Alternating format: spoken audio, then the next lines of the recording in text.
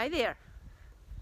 I'm BlueStar, Shama, dear woman, and it's Sunday. Sunday's one of my favorite days, and it happens to be a nice day. One of my favorite friends is Atum Ra. I call the sun Atum Ra. I just love the sun. And I don't know. I caught myself talking out loud, and I thought, let me just share this more personal processing. As you know, I go deep inside to figure out who am I. And I'm always looking to check on the barometer. I call it the barometer of consciousness. Where's the world at large? Where's the collective consciousness? Where's our soul family in this given moment, okay? And recently, in one of my meditations, I was brought to the awareness to meditate upon this, reflect on this. Immortality, our eternal selves, our soul that lives forever, and mortality, our experience as a human in this suit on this planet blue, that immortality and mortality are one and the same. And this was significant to me because, again, I work molecularly and energetically, and understand that consciousness, especially a collective consciousness, that any thought that we have goes into this molecular energetic fabric, and it becomes part of the collective. It's kind of like our human Akashic records. The Akashic records are that understanding that there is an infinite library that's recording all of existence, all right? So we have access at any given moment to move through these multifaceted realms, our multidimensional selves, and access this eternal knowledge. Well, think about the Akashic records on planet Earth. Think about the collective is creating an Akashic record of its own nature. And so that's why I always say it's so important to be impeccable with our thoughts and our words and our deeds, because every minuscule of a thought that we have goes into this collective consciousness, goes into this collective record. So it's inevitable that we as humans, connected to everything and everyone, we're influenced by these contributions that each one of us makes. Now, we know, especially in our country, our dear, dear America, that's going through so many, many challenges right now. And if you happen to watch the news, one of the phrases that's getting repeated over and over, especially in this impeachment process and legality and our Constitution and our democracy, apparently one of our founders said that, yes, we can continue to have a democracy. We can continue to have a republic if we can keep it. Now, the reason I was inspired to share that is if we go back to the understanding of every thought, remember, everything's energy. Thought's energy. And then if we add intention to thought, all right, we're putting that out into our collective energetic nature that we all share. So, why I was saying, dear, dear America, P.S.Etc, is that we have many, I guess we understand it as factions, different compartmentalizations of thoughts and beliefs. And in this day and age now, we have fact versus falsehood. We're creating and fabricating all our new realities. We have conspiracy theories and we have non-conspiracy theories. Okay, well, we've got a conglomeration of things. But to spiral that back to my thought is, this is why our thoughts are so impeccable. Because we know there's a growing, heartful consciousness on our planet. We also know how powerful we are when we collectively share a truth and continue to perpetuate that truth. And in fact, that's a positive understanding of propagandizing. Yeah, propagandizing goes both ways. It's promoting a shared understanding. It's promoting an agreement. And that agreement can be as powerful as our Constitution, as democracy, freedom, justice, liberty for all. And it can be as powerful as a dictatorship, authoritarianism, monarchy, okay? Either one is propaganda because it's promoting and attempting to solicit a collective agreement. And when the collective agrees in a greater number, then that's the ideology or the ideal or the agreement that takes precedence. So up to this point, I think our country is only as young as about 230 years. We agreed to an ideology, all right? And we agreed to rules and regulations, a structure that would give us safety, give us security, give us as much liberty as we could. Now, granted, I spoke about this once before.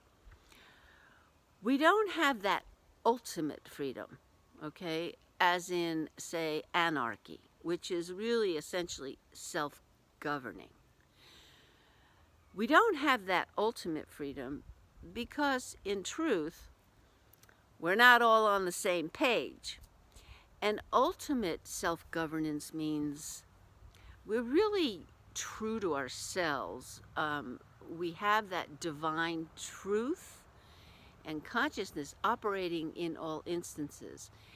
It's innately, we recognize in Lakesh, you are one of myself.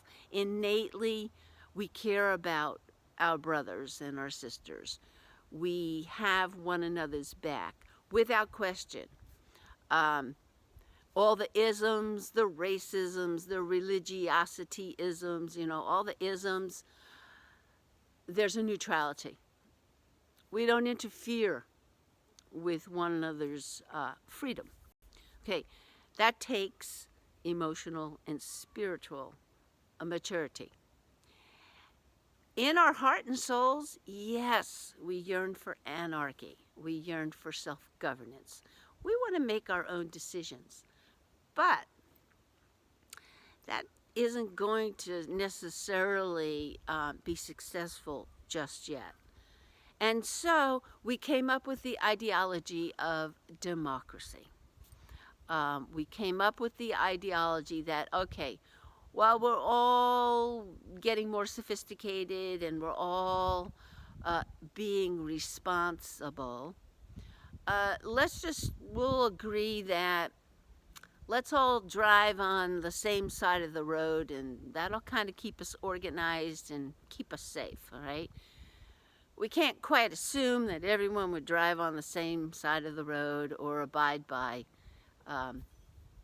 good traffic etiquette. So let's just apply this, and eventually we'll all come to know that, these are good choices for everyone. So all that being said, I don't want to talk too long here because I know that, we can only listen to one another so far and so long. But what inspired me to just sit down and do this is my lifestyle, you could say that I'm a minimalist in a way. I've waited for years and I've been carving it out and carving it out to minimalize overhead burdens and costs and minimalize my materialistic consumer needs, because I wanted to get to this place. The exploration that I wanted to do was, what's it like to have an organic rhythm? What would it be like to live on this planet, wake up when I want to wake up, go to sleep when I want to go to sleep, um, be on my own timetable, not have to be obliged to do a job. Um, when and what's that like?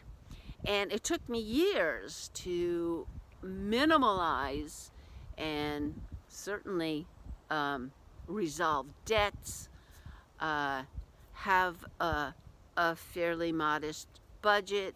What would it take to live organically, to the best of my ability, of course? And I've carved that out. And then I look at, okay, now, the reason I wanted to carve it out is I wanted to have more time to find out and answer the questions that we've had for eternity. Who am I? And what am I doing here? And what's purpose? And what are my values? And what do I care about? And how do I view the world? What are my perspectives, perceptions, and relationshiping? What's my relationship to everything? And in that quest, I have found that as I've delved into that, it was very natural for the artistic, the creative to emerge. There's a spirit that's alive, and it wants to be creative. It wants to interact. It wants to put things together in a variety of ways that suits that eternal, deep expression that I call, that's our creative self. And then, as we dedicate ourselves to this creative expression, it's inevitable. You keep asking, well, who am I? You want to peel the next part of the onion. You want to go deeper. And then you uncover, oh my goodness, there's eternal source. There's this infinite existence, and therefore I am. And then you begin to, it's like a flower, you just begin to develop and blossom into this wholeness of life. And inevitably, you find yourself in this co-creation, this cohabitation, this interrelated, this collective existence.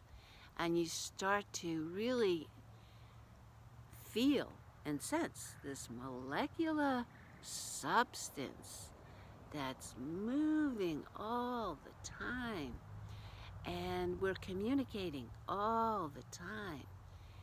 And so when you have carved out this environment, and part of it, I think this was one of the points I have forgot to mention in this development of thought, is in minimalizing, I also wanted to be able to excuse myself from the enslavement that we all are subjected to when we come into existence on this planet.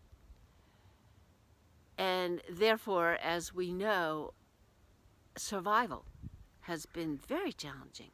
Survival, how to have shelter and food and water and warmth, the essentials. And that's what took me so long. It was like, how can I excuse myself from that enslavement obligation so I can really find out what the heck am I doing? And so That's the evolutionary contribution I have for today, is that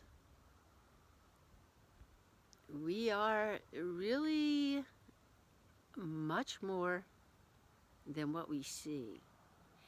And knowing that my every molecule affects your every molecule, I just want to say I hold you in the highest regard. I trust you. I love you. And I believe that there is a romance between what we call the dark angels and the light angels, and that they're one and the same. Immortality and mortality is one and the same. And with that seed thought, I say have a beautiful, beautiful day. And I'll catch you on the next P.S.Etc. Politics and spirituality and more. I hope. Blessed be. Namaste.